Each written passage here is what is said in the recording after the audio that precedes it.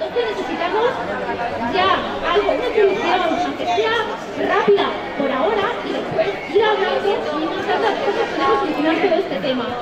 También pedimos un barrio digno, pero lo primero queremos seguridad. Cuando tengamos esa parte, queremos un barrio digno, que esté limpio. La plaza de Antonio Machado se quede un coche de patrulla. Que cada vez que vea un grupo de ellos, se vaya y le pida documentación.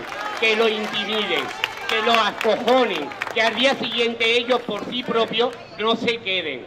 Que sepa que siempre hay un control ahí. Yo me comprometo delante de toda la gente que hay aquí a señalarle con el dedo, casa por casa, individuo por individuo.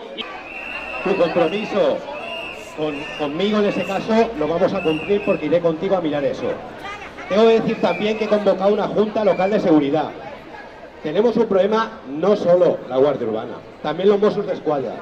Y el día 30 de septiembre he convocado a un conseller aquí para que nos traiga más Mossos también a Badalona. Porque la seguridad no es solo de Badalona, la seguridad es de la Generalitat de Cataluña. Y ahí el compromiso tiene que estar de las dos partes.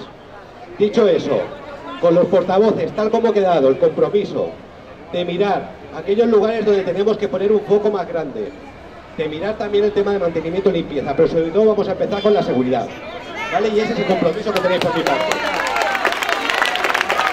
Pues no podéis salir tranquilos a la calle, sin esa sensación de inquietud a la espera de quién será la siguiente víctima de robo por la delincuencia que nos rodea.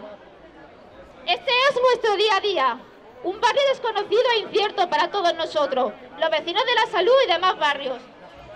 Nuestros comercios y nuestras viviendas son atracados con fuerza mientras observamos la falta de respuesta, pasividad e inacción del Ayuntamiento de Badalona.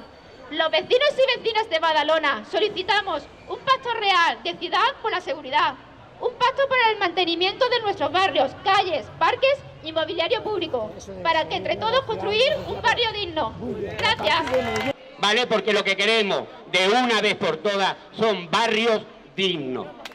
Barrios dignos.